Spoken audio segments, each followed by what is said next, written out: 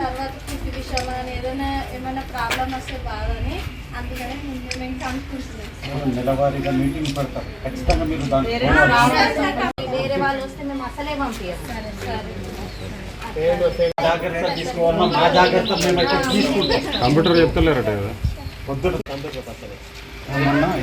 కూడా గర్ల్స్ స్కూల్కి వచ్చింది సార్. చీకటి పడుతుంది సార్. ఎందుకు అంటే ఆ ప్యానల్ తీసేసి ఆపోజిట్ బోర్డు చేసేస్తే అక్కడ లేదు సార్. మీరే మాట్లాడారు.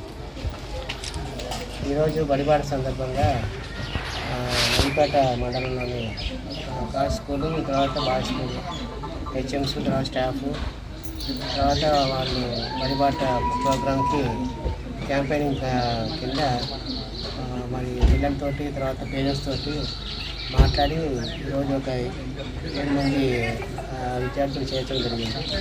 ప్రైవేట్ స్కూల్ వాళ్ళు ఇద్దరు జాయిన్ అయ్యారు. కాబట్టి మీడియా తరఫున మీరు కూడాను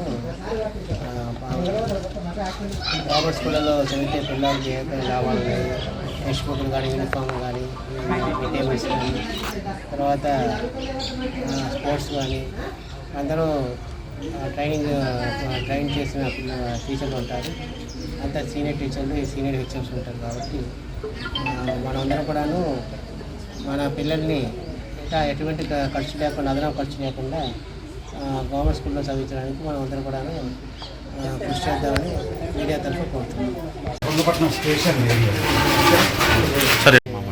మండలంలో ఆన్లైన్ పేపర్ చేసింది.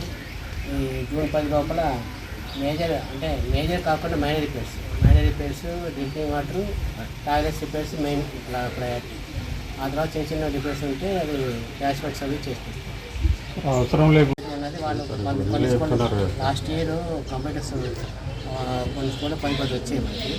వాళ్ళు ఏజెన్సీ తరఫున వాళ్ళే వాలంటీర్ పెట్టారు, ఇన్స్ట్రక్టర్ పెట్టారు. వాళ్ళు వచ్చి డైలీ కంప్యూటర్స్ చెప్పారు.